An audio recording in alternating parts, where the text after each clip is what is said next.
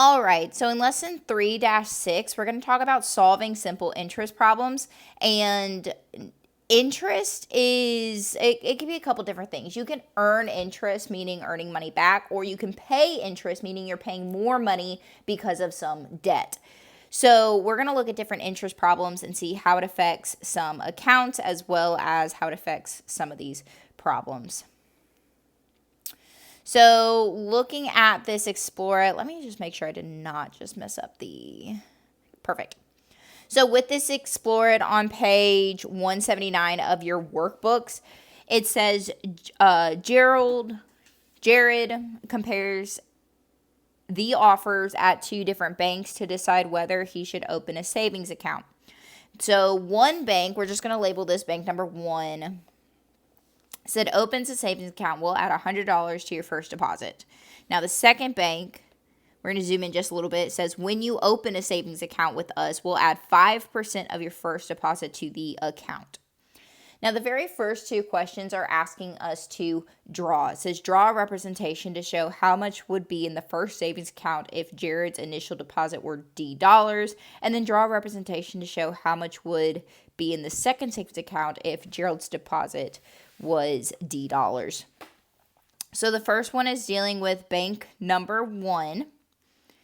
So with that, all this says is that opens a savings account will add $100 to your first deposit. So it does not matter how much money you put into it the first time, you are going to get $100 right off the bat. So that means no matter how much money you're putting in, which we are representing that as D, they will add $100 to that deposit. Now, I mean, this is very much a representation. It's an equation that's going on here saying that if you deposit D amount, they will add $100 to your account. So we're going to do something very similar with this second part, with the second account. Now, this one's saying when you open your savings account with us, we'll add 5% of your first deposit. So something else is going on here. That D amount, say if you are going to put $10 in there and they are going to add 5% of your $10, you're still going to have D amount. You're still going to have the original deposit, but you are going to add, and I'm going to put this in parentheses, and the parentheses is important, so I'm going to put that in red. You are going to add D times that 5%. Now, we have discussed what 5% is. We do not just put 5 down. It is not D times 5. We'd have to turn this percent into a decimal, which is 0.05. If you have 5%, that little trick is that you have that decimal at the end, move it over once, twice, add a 0 where you have an empty hump, and erase that excess. So that's where I got that 0.05. So I'm going to multiply 0.05, not 5, 0.05, and that's that decimal represented as a percent. So therefore, it says use the two representations you drew to explain how the offers at two banks are similar and how they are different. So one thing I'm going to focus on is the similarities first. I think it's a little bit easier to see similar things. And one thing I notice is that they're both adding money to the account. We're physically using addition in order to find how much they're giving us. So that's something I'm going to write for similar. I'm also going to put it in yellow just to represent that this is going to be my similarity statement. That we, or the banks are adding money, and I'm just going to use dollar signs, into the account. Now, how they differ, I am going to put that in red. How they are different, I'll go ahead and put in red. And one thing that I'm noticing is that bank number 1 is just a flat fee of $100. So it does not matter how much you're putting into the savings account, you are still only going to get $100. So you could put in $100, you can put in $1 million, you can put in $5. They're still just going to give you $100 to your first deposit. Whereas the other account, it's 5%. Now, the more money that you put in, the more that 5% is going to help you out in the long run. And so if you only put $5 in, that 5% of $5 is not going to be too much. But if you put, let's just say $1,000 in, that's a lot more likely for a savings account. That 5% is going to go a lot further for that savings account that you have. So how are they different? We're going to say one is a flat amount, and all that it means is that it's not going to go up or down. It's going to be a flat $100. And the other is a percentage of your first deposit. Now, once again, we don't really know which one's better. It kind of determines or depends on how much money you put into it initially, but one's got that flat fee of $100 and the other is 5% of your first deposit.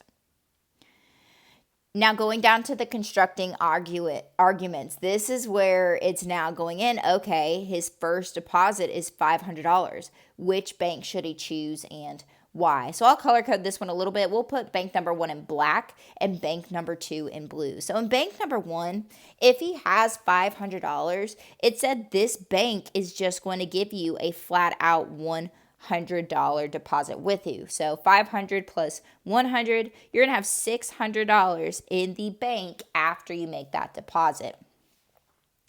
That second bank, on the other hand, we are going to have to do a little bit of math because now we have 500 plus 500 times 0.05, that 5%. And this is where I would bust out a calculator. That's what I'm currently looking for. There we go. This is where we hope the calculator is charged. And we love that. We love that it's not. That's okay. We can easily solve this too. I am just going to go off to the side and show my work then. 500 times 0.05. 500 times 0.05. And this could be helpful for those that don't know how to use a calculator or are not as comfortable as using a calculator. You can always go and show your work and be able to see how to get something. So after I do this, I'm just going to multiply. 0 times 5 is 0. 0 times 5 is 0. 0 times 5 is 25. I don't have to do anything else, but I do have 2 numbers behind a decimal. Therefore, I need to go over 2 times. So keep notice, this is only $25 being added into the savings account. So I'm going to take 500, did not change, but plus 500 times that 5% or 0.05, well, that is only $25. 500 plus 25 is only $525. So really, that's not great. That's not as great as the $100 deposit. So which should he choose? He should choose bank 1 because it gives him more money. I mean, that's what most people want. Most people want more money into their bank account. So bank 1 gives more money, at least for the $500 one. But that's really what we would do. We would multiply, figure out what this portion is, this 500 times 0.05, and then from there add after that. And that kind of gives us an overview of what we are learning today. Now, a couple different vocabulary words that we have. So, for example, number 1, it says, Victoria opens a savings account with a deposit of $300. She will earn 1.6% simple interest each year on her money. How much interest will she earn over 5 years, assuming that she does not add or take out any money? So that's very important. This just lets us know that she's not going to do anything. She's going to leave it there and not touch it. She's not going to add any money into it. She's just going to put that $300 in and leave it alone. So another thing to notice is that we do have this vocabulary term, this simple interest. Now it says interest that is applied to the initial amount only is called simple interest. Now from there, the initial amount is called the principal. So the initial amount would be the $300. And then that simple interest is that 1.6%. Now, step number 1 says use the percent equation to find the amount of the interest earned in 1 year. So we've talked about this percent equation before, and I even wrote it up on the board for one of your quizzes.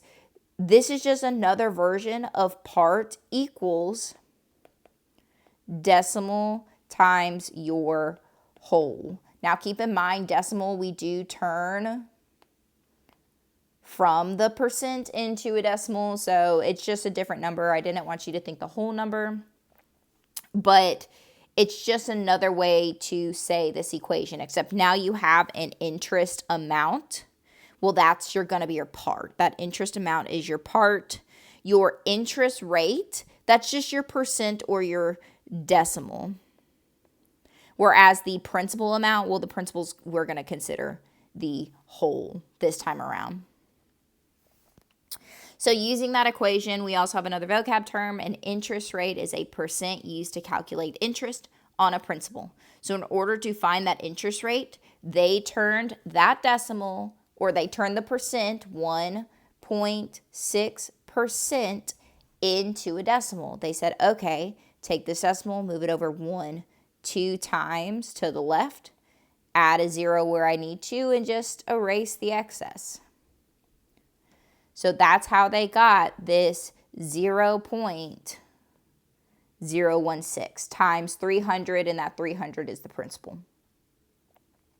From there, after that multiplication, they did find it to be 4.8 or $4.80. So therefore, the simple interest earned on the principal in a single year is $4.80. Now, step 2, we're now taking that number and multiplying it. It says multiply the interest earned in 1 year by 5 to calculate the total interest earned over 5 years. So that's after they took that 480, multiplied it by 5, because that's how much it told us per year. And then that lets me know that it's going to be $24 over all of the years. So she earns $24 over the 5 years.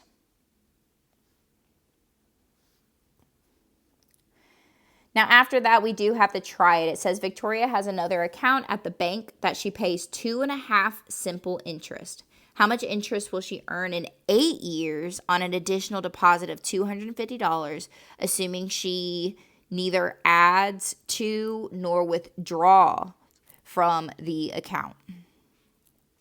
So keep in mind the very first thing that it wants you to do, it wants to find the interest after a single year. So we're going to take the initial deposit, that $250.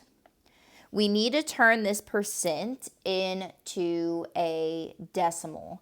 Now, turning this into a decimal, 2.5 is just 2.5. I am going to put that percent until I move it over. To turn it into a decimal, I move it over not just once, but twice. Add my 0, and then erase what is not needed. So that is just going to be a 0.025 times that 250. Now, I don't know what that is off the top of my head, and I don't have a calculator, so we're just going to multiply times 0.025. I am just for my OCD self. Times 250. I like to put the bigger new numbers on top. Oh, no, not add. I wish it went ahead and did multiply, and I'd see how good the iPad works out these problems for me. But other than that, I wonder. Select all, snapped it. Nope, that's okay. We can do it by hand. I'm going to start off with the first number, my 0. I'm going to have a 0 all the way across. So I'm just going to go ahead and write that down and move on to my 5s. So 5 times 5 is 25. 5 times 2 is 10, plus 2 is 12. 2 times 0 is 0, but plus 1 is going to be 1. 2 times 0 is going to be 0. Done my 0, done my 5. Let's move on to the 2s. I am going to erase these two numbers up here just so I don't get confused. I have 2 times 5. Oh, let me add my 2 zeros first. Now I have 2 times 5. That's a 10. 2 times 2 is 4, plus 1 is going to be a 5. 2, and then past that, 2 times 0, that's a 0, and another 0. Add them up together, and that'll help me get my final result. 0 plus 0 is 0, 5 plus 0, 2 plus 0, 5 plus 1, 0, and 0. I have 1, 2, 3 numbers behind the decimal. Count 1, 2, and 3. And that's going to give me $6.25. Now, it is okay that it's a smaller number. We didn't put a large amount into the bank. Therefore, since you can't put a large amount into the bank, and then we took a very small percentage, you're going to get a smaller number, but that is okay. Because after you get just 1 year, you take that amount, that's $6.25, and multiply it by the amount of years that you have, that 8. 625 times 8. Well, oh man, it keeps on wanting to do it and I keep on going too fast. That's okay. 8 times 5 is 40. Bring up that 4. 8 times 2, well, that's going to be 16. Plus 4 is 20. 8 times 6 is going to be 48. Plus 2 is just 50. I have 2 numbers behind my decimal, so I go over 2 times, and that's just a nice even $50.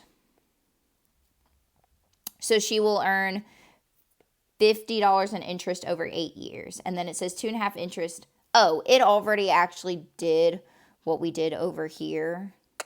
You can go ahead and just put that into the blank. So we've already made it into a decimal, 0.025. Really, we did that work, and I didn't even realize that I needed to write it down, but it's done. You've already done that part. Now, past that as well, it does say to convince me, would the interest for the second year be the same if we were to calculate the total after the first year? Why or why not? So the interest, like the simple interest percentage, would the interest for the second year be the same? Keep in mind, we learned about this last student in that 3-5. The physical amount of money will go up if the more you invest goes up. So rather than this $250, say if we invested just $6.25 plus $250, so that's what, $261.25. Your physical amount of money that you get here will increase. The percentage will stay the same, but since you're investing more money, they're going to give you more money. That's kind of how that works. So even though the percentage stays the same, you would get more money. And why? Well, because you're investing more. The more you invest, the more you get. Even if the percentage stays the same.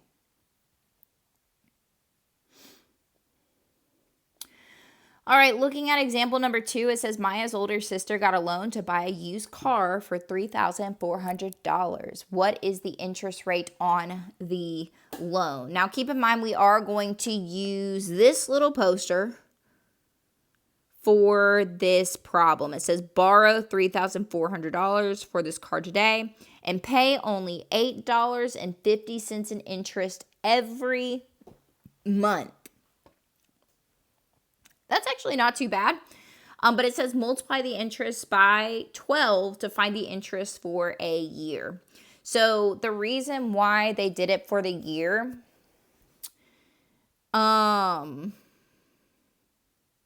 is because whenever you buy that used car, borrow for the car, only pay interest every month.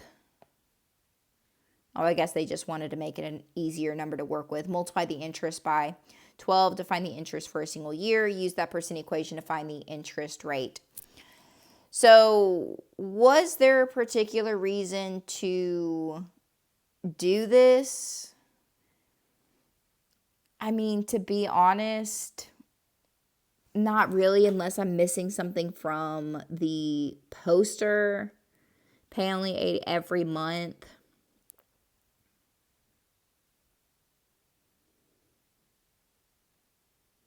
No, I guess not. That's not real specific because, I mean, if you take out a loan, typically they tell you how much or how long that loan is good for. Like, that's why I was looking on the thing. Maybe they told us how long this loan would be. Typically in the real world, say if you borrow $10,000, they give you a loan rate to have it paid off in, I don't know, let's just say 3 years.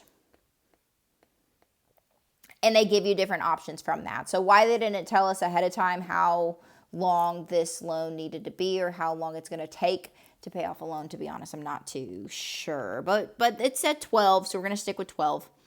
Multiply the interest rate by 12 to find the interest for a year. $8.50 times 12 is going to give you that 102. Now, past that, notice what they're doing. They use that percent equation again, where the interest amount is the part. The interest rate, we consider that to be the decimal. And then the loan amount, we just consider as being the whole. Now, since we are trying to find the percent, we do have to set up the equation a little bit differently, but notice what's happening. They put the part on top and the whole on the bottom. We've been setting up fractions like this for a while. This part is not new. We do part over whole to find a percent. Part over whole to really find a decimal, which then we convert over to a percent. So really that's all this is. It's talking about part over whole, which is something we've been doing for a while. After they do that division, they get 0.03, and that simple interest rate is for 1 year. Now, once again, my guess is that they did this because, see, the try it tells us 1 year. This one didn't tell us a year. This interest rate would look a lot lower for every month. And the reason being is because you would take that $8.50 over 34,000, and that would give us the monthly interest rate, which would be lower than that 3%. So keep in mind, it should tell you how long. I'm shocked that the example problem didn't do that, but thankfully the try it does. The try it says another company will lend Maya's older sister $4,000. Every month, she will pay $11.88 in interest. What is the interest rate rounded to the nearest tenth of a percent for 1 year? Notice how in this example it does tell us to do 1 year. I'm very happy that they clarified that because it would have been a little bit more difficult of a problem if not. So just following the same steps, we're going to take that interest rate, $11.88, and multiply it by 12. Now, the reason it's 12 is because of the fact that this is going to be, glad they did that. Go figure, didn't tell me.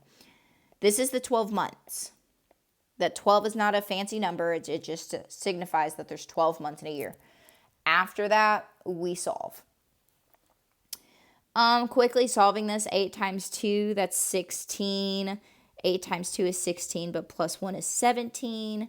2 times 1, that's 2, plus 1 is 3. 2 times 1 is going to be 2. My next number, I'm going to go on to my 1, erase these two numbers up top so I don't get confused. 1, and make sure to put a 0. 1 times 8 is 8. 1 times 8 is 8. 1 times 1 is 1. 1 times 1 is 1. Add them together. Nope, it doesn't want to help me out this time. I get 6 plus 0. Well, that's 6.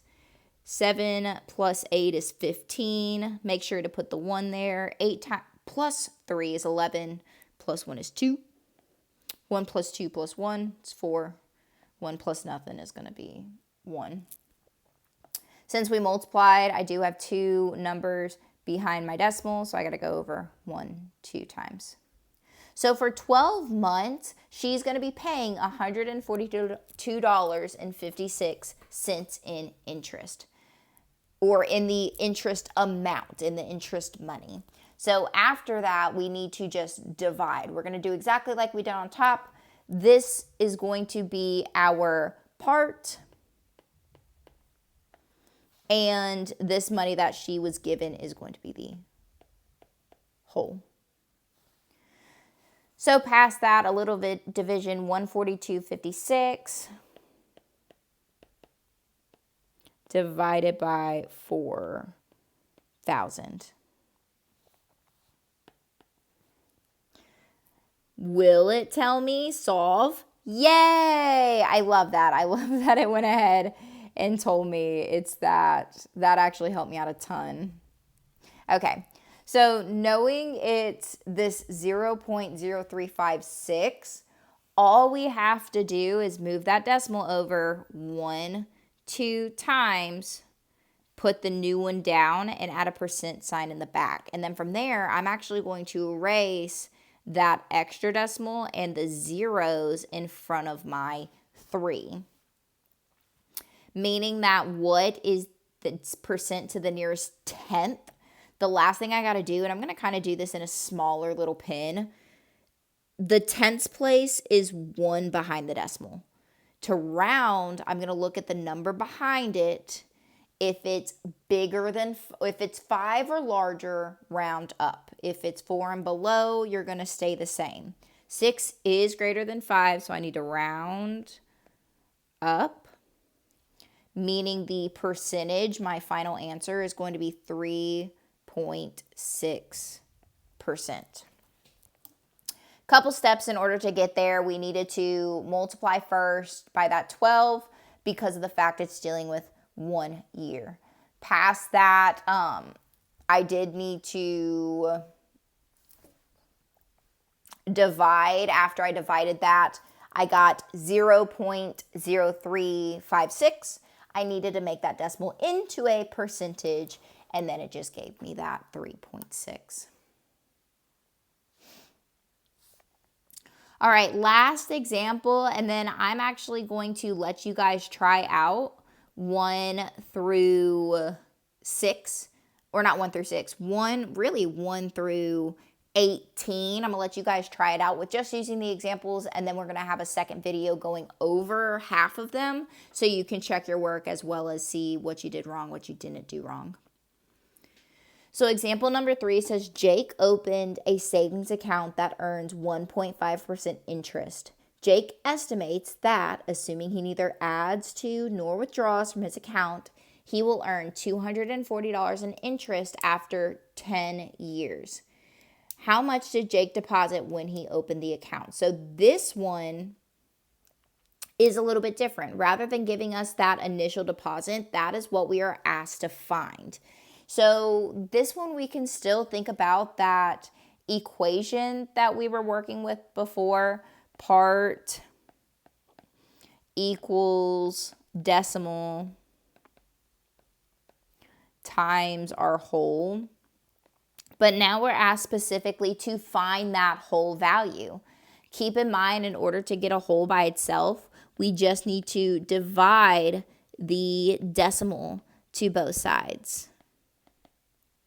The reason being is because multiplication and division will cancel each other out. These two numbers, since they are the exact same, would just be 1. So 1 whole would be that outcome. In another sense, we just think about them as canceling each other out, leaving us with this equation: part over decimal will equal the whole number we're looking for. So that's what it's doing right here. It says first find the amount of interest for 1 year. What they said is that he earns $240 in interest after 10 years. So rather than monthly, it did give us a 10-year amount. So we just took 240, divided by 10, and that gave us a single yearly amount of $24. After that, then use that percent equation in order to find out that initial deposit. This is the interest amount, so that's why they put it as the part as being 24. The percentage that we were given is this 1.5, but keep in mind, if I wanted to convert that 1.5 to a decimal, which you need to do first, I take that decimal I'm given and move it over not just once, but twice to the left. Fill in a 0 and then erase what I no longer need. So that's how they got that 0.015. They divided just like we did off to the side here, and then found that 24 divided by 0.015 is just $1,600. So he deposited $1,600 to begin with. All right. Lastly, looking at the triad, it says Caitlin's older brother borrowed money for school. He took out a loan that charges 6% simple interest. He will end up paying $720 in interest after 6 years. How much does Caitlin's brother borrow? So just because it's now a loan and he didn't deposit money is not making this process any different. It is the exact same steps, except now we're just going to say, well, he borrowed the money rather than depositing it into a bank account. So we're initially told that he ended up paying $720 in interest after 6 years. So that very first step we need to do is figure out just yearly. 720 divided by 6. Well, 720 divided by 6 is just going to be $120. That is going to be the interest after every year. $120 yearly after 1 year.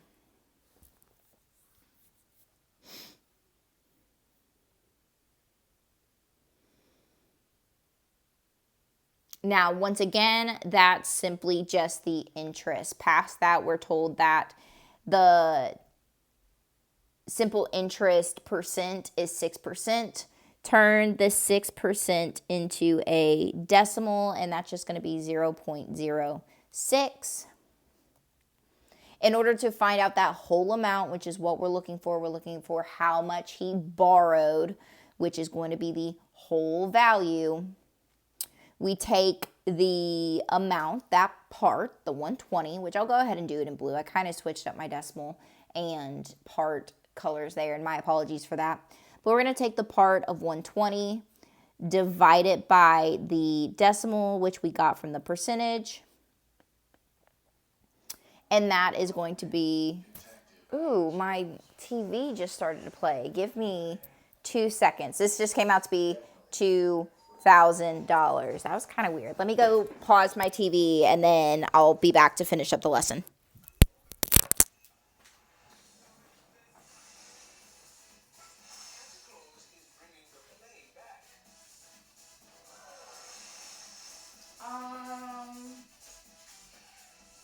I don't know where the remote is.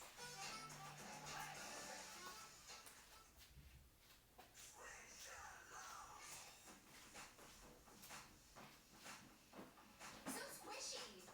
Oh, there it is. So many to collect.